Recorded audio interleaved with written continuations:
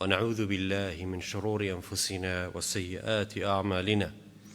من يهده الله فهو المهتد، ومن يضلل فلن تجد له وليا مرشدا. أما بعد، بردوامين بپشتیوانی خوای گەورە میهرەبان لە ڕافەکردنی کتێبی آداب طلب العلم. مؤلفی کتاب لە پاشەوەی کەوا کۆمەڵێک باس و بابەتی زۆر گرنگی بۆ باسکردین سەبارەت بەو پێشەکی و هەنگاو قۆناغانی کەوا پێویستە قوتابی زانستی شەرعی بگرێتە بەر، دەچێتە سەر بابەتێکی تر ئەویش زۆر گرنگە. لە ناونیشانێکا دەڵێ ضبط الاصطلاحات، يعني باب في ضبط الاصطلاحات. ئەو دەستەواژانەی کەوا لە قورئان و سنەتە باس کراوە، کۆمەڵێک مستەلەحات هەن، دەستەواژە هەن لە قورئانە، لە سنەتی پێغەمبەرە عەلەیهی السەڵات وەسسەلام، وەروەها لە کتێبی عولەمایە. پێویستە طالبی علم زۆر بە جوانی لەو دەستەواژانە تێبگا، لەو مستەلەحاتانە تێبگا. بەڵکو جاری وا هەیە لە هەر مەزهەبێکە بۆ مەسئەلەیەک دەستەواژە و مستەلەحێکی تایبەتیان هەیە، بەڵکو جاری وا هەیە لە ناو یەک مەزهەبێکە چەند زانایەکی ناودار هەن، هەرێکیان دەستەواژە و مستەلەحێکی تایبەتیان هەیە بۆ بابەتێک.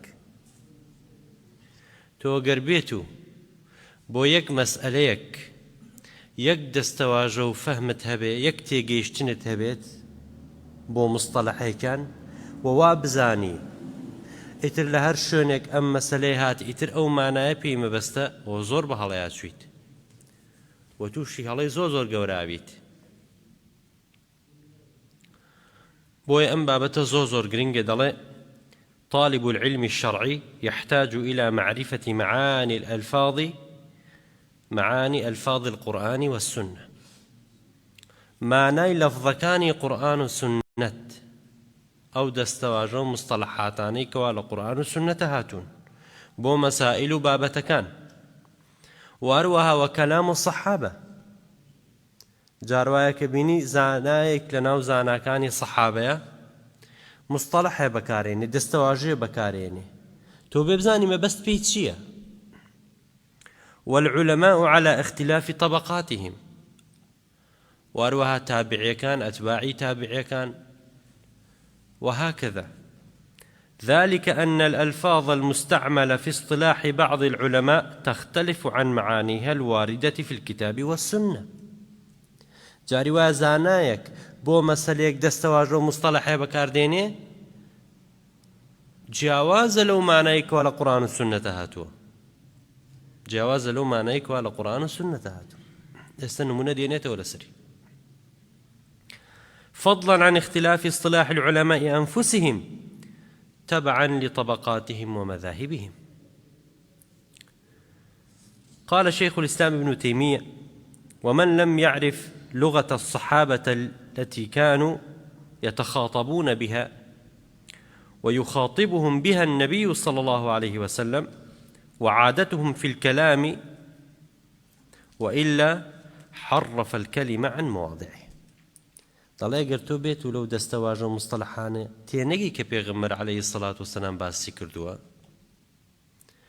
و هەروەها بۆ چ مانایەک ئەم وشەی بەکارهێناوە لە بەرامبەر سەحابەیە، و سەحابە کاتێ ئەم وشەیان بەکارهێناوە مەبەستیان پێی چی بووە، دەڵێ ئەو وەختە تۆ دەگەویتە هەڵەی زۆر گەورەوە. فإن كثيرا من الناس ينشأ على اصطلاح قوم وعادتهم في الألفاظ، ثم يجد تلك الألفاظ في كلام الله أو رسوله أو الصحابة. شو دەڵێ هەندێک خەڵک وان عليه السلام ورحمة الله لەناو خۆیانە و لەو لغەتی ئەو قەومە دەستەواژەیەکیان بەکارهێناوە بۆ مانایەک، وا ئەم دەستەواژەیەش کە بەکاردێ لە قورئان و سنەتە هەر بە ئەو مانایە. وادەزانێ ئەم دەستەواژەیەش کە بەکاردێ لە قورئان و سنەتا بۆ هەر ئەو معنایەکەوە ئەو خەڵکە لەسەری ڕاهاتووە، بەڵام لە حەقیقەتەوە نییە.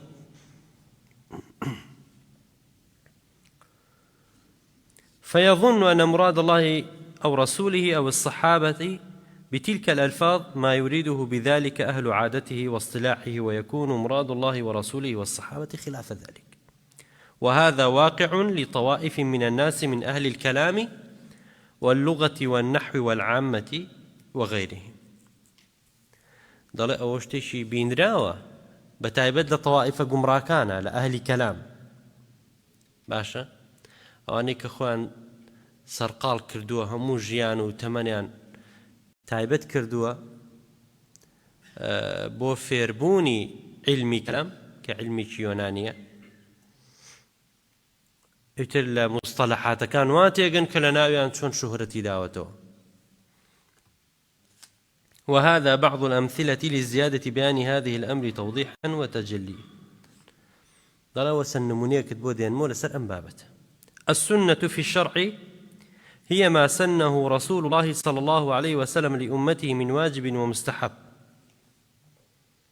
سنة وشي سنة لا شرع معناه هي، ولا فقهاء معناه هي، ولا أصوليين معناه هي، ولا محدثين معناه هي. سنة يكو شيء استشن معناه هي زيادة لشوار معناه هي باشا، بل كل لغة عربية معناه هي. جاتو بيتو يك معناها البجيري بو السنة لم معناه أنا وبو همي بكاري بينيت أو كيت هالي زور جورو. جایی که پرسید الله باشه من چون او معنی نبزانم ما مستافرتك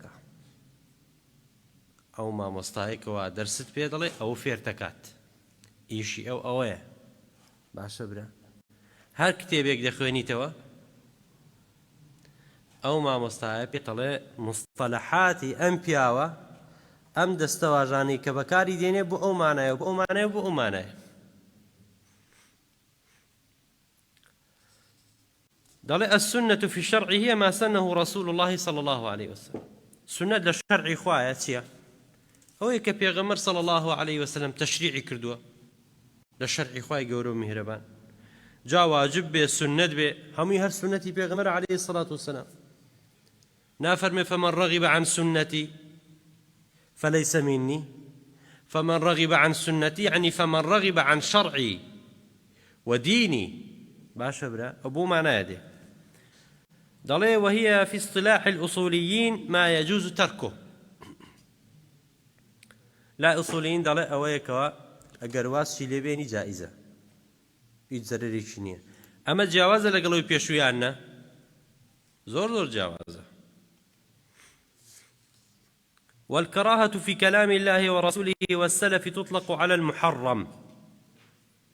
كراهة أمشت مكروهة والله كاك أم مكروهة مشت مكروهة للغة شرع قرآن وسنة يعني حرامة مكروه. باشا برا يسأل سورة إسراء أخوة يقولون مهربان باسكم ولا قناهي قورناك الأخيرة فرميسي كل ذلك كان سيئه عند ربك مكروها. مكروها معناه ونية كأجر بزماني أصوليين أجر بيكي قناه بار نبي بلام تركي دي باشتره نا أما لك كبائر ذنوبة أقدار به كأبو استكراهد لشرع معناه شيء لا أصولين معناه يشتريه أقدار يمدست واجان ليك جاكيتو. اصطلاح المتأخرين تطلق على ما ليس بمحرم أو بمكروه وما تركه أرجح من فعله وما تركه أرجح من فعله. والنسخ نسخ بس نسخ تام بكرة في اصطلاح السلف يطلق على تخصيص العام. لا الصحابة نسخ بوشي بكارده تخصيص عام. أصولي فقه خنا وشتا ليش الله يخينا أو وقتك أصولي فقه خنا دو بابته بيوتري خاص وعام. باشا برا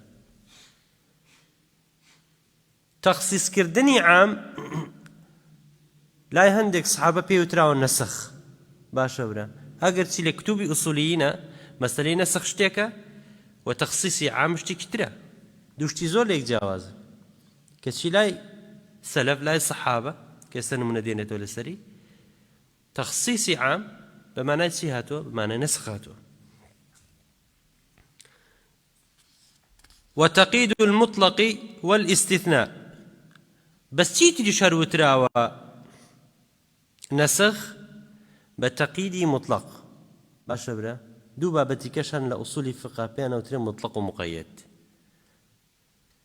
چەند جارێک هەیە چەند حاڵەتێک هەیە مطلق مقەیەد دەکرێت لە چەند حاڵەتێکە تەقییدکردنی ئەو مطلقەش هەر لای سەلەف پێی وتراوە چی نسخ چی کەش استثناء بابەتێکی سەر بەخۆیە ئەوە هەر لە لوغەی عەرەبی باسی لێوە دەکرێت و هەم لە ئوسولی فقهش باسی لێوە دەکرێت باشە برا إخراج بعض ألفاظ العام بإلا أو إحدى أخواتها استثناء أويش هر بيوترا ونسخ جا خوي نسخ بو خوي يعني چون علي بابتك سر بخوي أتو بي لنسخ تيبقي وابزاني لهر شونك ابن عباس باسي نسخي كرد يتر باسي أوا كاكوا أو نسخي كوا معروفة دليلي متأخر هاتوا دليلي متقدمي نسخ كردوتو حكمك الأبردوه جا لفظ به يا معنى به يا لفظ معنى به تواتب جي بهاليها تيجيشتويت وفي اصطلاح المتأخرين يطلق على رفع حكم شرعي بمثله متراخ عنه أو بيناسيسيا نسخة تعريف نسخ شيا رفع حكم شرعي بمثله متراخ عنه باشا برا بلام ابن عباس مو أمانا بكارينا يعني نسخ بها قدار بيت ضل ولعلك إذا قرأت تفسير قوله تعالى كتب عليكم إذا حضر أحدكم الموت إن ترك خيرا الوصية للوالدين والأقربين بالمعروف حقا على المتقين جرى ابن عباس أبيني دلتي أم آياتا نسخ بوته كالي نسخ بوتوا معناه أو نسخنية كوالا لا مشكي تويا قلال بو ورد قردوا باشا بلا كرفع حكمك الشرعية بمثله متراخ عنه أو نية أقدر به بالكم بس بيشي تخصيص كردني أم عامة أم لفظة تخصيصي كردوا باشا بلا وقفت على قول ابن عباس رضي الله عنهما أنها منسوخة بآيات المواريث باشا برا سكو آياتكاني مواريث هموش تيشان دياري كردوا حصة بشي همو ميلادگري چان چي كردوا دزنشان كردوا جا پێویست بەوە ناکاکەوە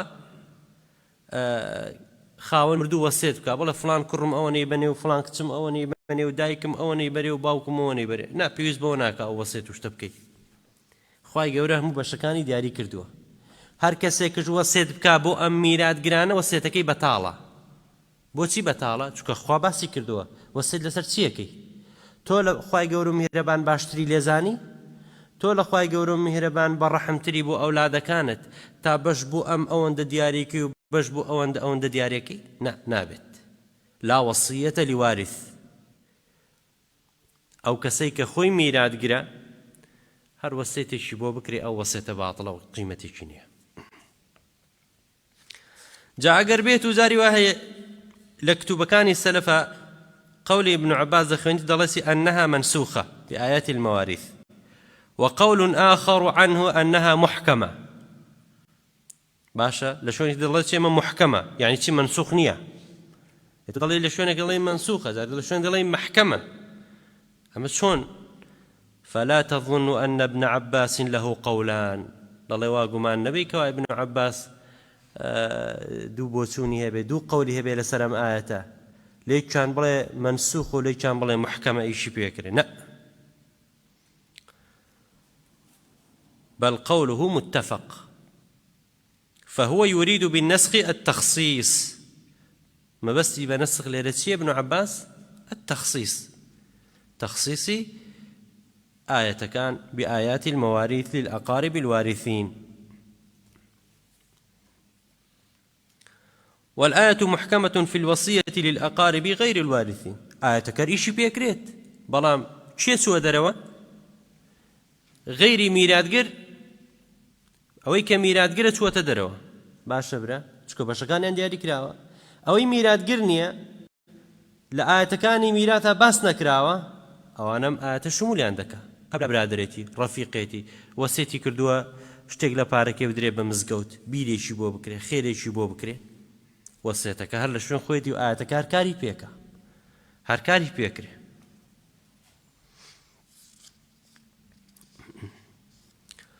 دەڵێ ولعل الاختلاف في اصطلاح علماء الحديث وأئمة الجرح والتعديل أكثر وأظهر.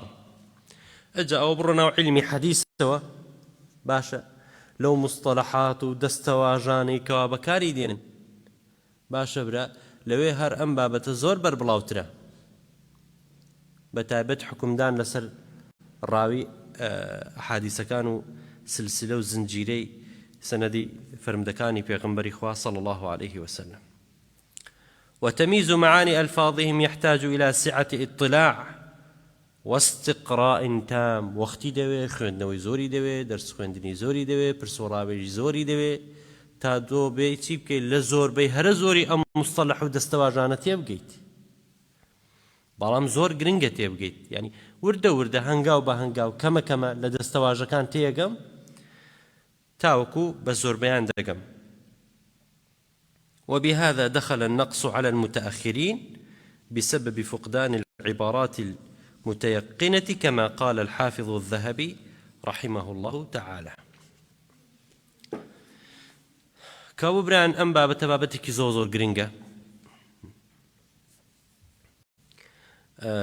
زانایان دەڵێن یەکێک لە سوود و وانەکانی مامۆستا بۆ قوتابی زانستی شەرعی ئەوەیەکەوە چی دەکا ئەم دەستەواژانە ئەم مستەلەحاتانە بۆ قوتابی زانستی شەرعی ڕوونەکاتەوە. تۆ کتێبێکی فقێ خوێنیتەوە هەندێک شتیان نووسراوە تۆ نازانێ مار بەس چیەکات بەس مامۆستاکە فێر دەکات لە کتێبەکانە نووسراوە ئەم دەستەواژە مستەلەحە باس لەوە ئاکا چونکە دەڵێ گەر تۆ مستەوات ئەوەندەیە ئەم کتێبە خوێنیتەوە لە دەستەواژەکانی تێناگەی کتێبەکە بەرە ئەولاوە جارێ مەخوێنە ئەم کتێبە مەخوێنەرەوە بڕۆ لای مامۆستایەک فێر بە با فێرت کە ئینجا وەرە ئەم کتابە بخوێنەرەوە باشە بۆیە کە تۆ کتێبێکە خوێنیتەوە جاری وا هەیە دەستەوەستانە وەستی ئەم مستەلەح و دەستەواژانە باسی چیەکەن بە تایبەت کتێبە مطەوەلەکان باشە برا ئەوانەی کە ئوممەهاتن لەسەر چاوە مەسادرەکان شتی زۆر غەریب و عەجیب باسەکەن. باش دەچینە سەر بابەتی شتر. مؤلف کتاب دەڵێ باب الاعتناء بالحفظ. لەم کورتە باسەیە باسی چیمان بۆکە باسی گرنگیدان بە حیفظەکە دیارە ئەمانە هەنگاو بە هەنگاو وتەرتیبی ئەم بابەتانە لەوانەیە بەلای مؤلفەوە زۆر گرنگ نەبێت یعنی تو ئەمە بکەی اینجا دەبێ ئەو بکەی ئەو بکەی اینجا دەبێ ئەو بکەیت بەڵکو خودی مەسەلەکە زۆر گرنگە بۆیە مؤلفی کتاب هێناوێتی گرنگیدان بە حیفظ یعنی کە تۆ بابەتێک کە پێویستەکە لەبەری بکەیت پێویستە لەبەری بکەیت نابێ هەموو شتێک لەبەر بکەیت و ناشبێ هیچ شتێک لەبەر نەکەیت. ئەوەی کە گرنگە لەبەری دەکەی ئەوەی کە گرنگیش نییە بۆ لەبەرکردن مەبەستم ئەوەیە قابلی لەبەرکردن نییە ئەی خوێنیتەوە لی تێگەی. قال أبو زيد ابن أخطب رضي الله عنه صلى بنا رسول الله صلى الله عليه وسلم الفجر وصعد. پیغمبر عليه الصلاة والسلام ئەم سەحابەی دەفەرمێ جارێکیان نوێژی بەیانی بۆ کردین چووە سەر مینبەر خەطەب دەڵێ فخطبنا حتى حضرت الظهر فخطبنا حتى حضرت الظهر. تصور کە پێغەمبەر عليه الصلاة والسلام لە نوێژی بەیانیەوە قساکا لەسەر ئەو مینبەرە نایەتە خوارەوە حتا بانگی نیوەڕۆ باشە ئەمەندە بەس قساکا پێغەمبەری خوا عليه الصلاة والسلام فنزل فصلى دابزي خوارو نوێژی کرد ثم صعد المنبر کە نوێژەکەی تەواو کرد دیسان چۆ سەر مینبەر فخطبنا حتى حضرت العصر. أو دووبارە دەستی کردەوە بە خوتبەتان تا نوێژی عەسر. ئەمە هەر چێکە خوتبە دەدا و قسە دەکا. ثم نزل فصلى ثم صعد المنبر فخطبنا حتى غربت الشمس. دابەزیە خوارەوە نوێژی عەسری کرد، دیسان جارێکی تر چووە سەر مینبەر تا بانگی مەغریب پێغەمبەری خوا صلی الله عليه وسلم خوتبەی دا وتاری خوێنایەوە. فأخبرنا بما كان وبما هو كائن. دەڵێ پێغەمبەری خوا عليه الصلاة والسلام لەم مدە زەمەنیایە لە دوای نوێژی بەیانیەوە تاوەکو نوێژی مەغریب هەرچی ڕوو ئەدا تا ڕۆژی قیامەت بۆی باس کردین.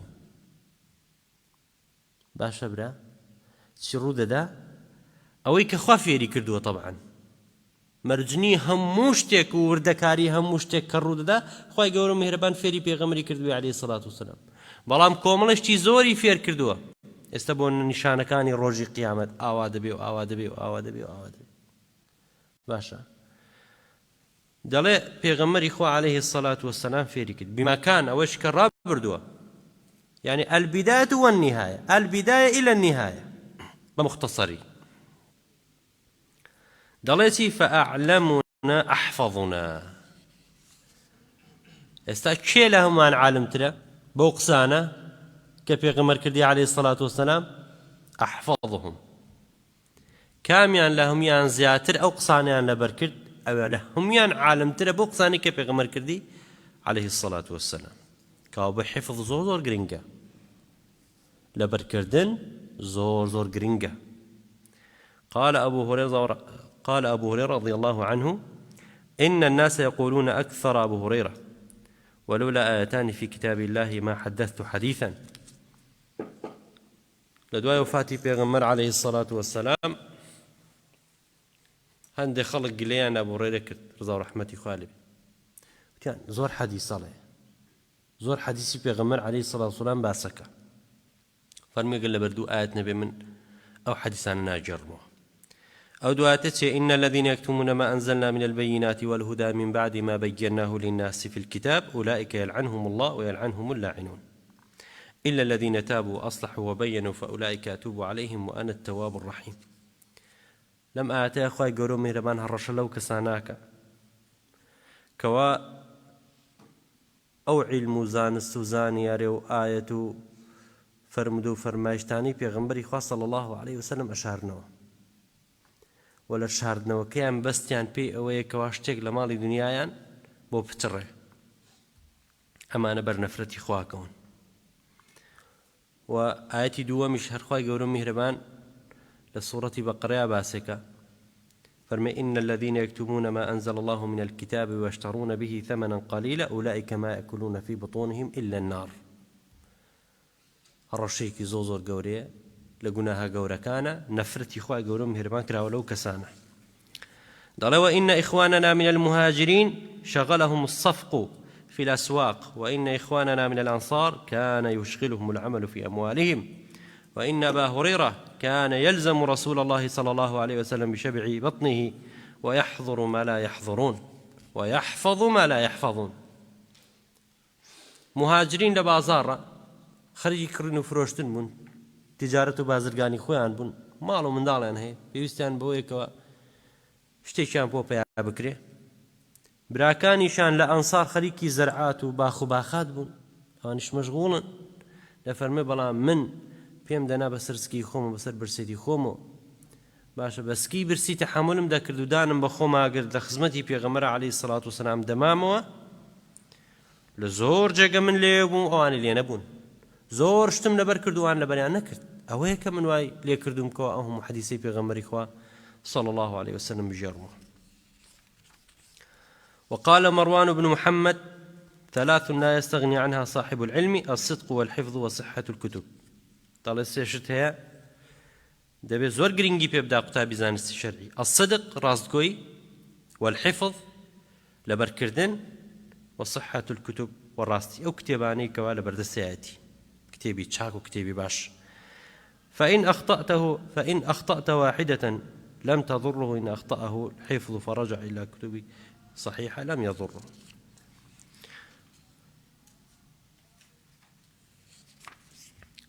وقال الأعمش احفظوا ما جمعتم فإن الذي يجمع ولا يحفظ كالرجل كان جالسا على خوان يأخذ لقمة لقمة فينبذها وراء ظهره فمتى تراه يشبع. وقال عبيد الله بن الحسن وجدت أحضر العلم منفعة ما وعيته بقلبي ولكنه بلساني.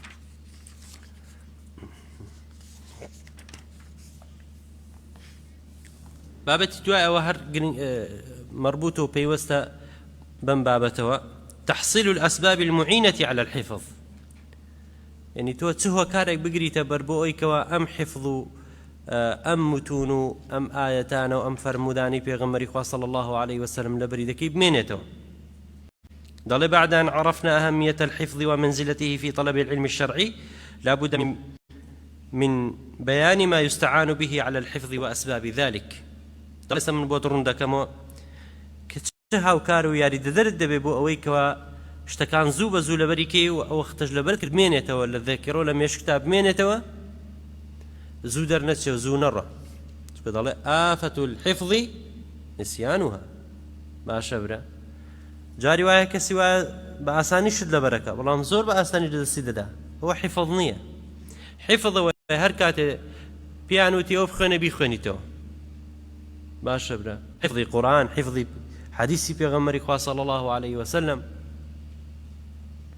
يا دم التكلنيات زمان تطلنك على وقتك وإليتوا بشر ريكيت هو يشبه حفظ حساب ناكري حفظ ويكوا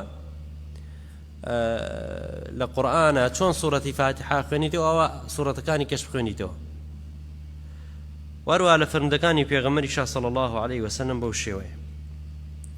قال أبو الحسين المنادي أنا واصف من الآلات ما هو مجمع لكل قاصد إلى حفظ القرآن وإلى جميع أغراض الحق من العلوم والأعمال.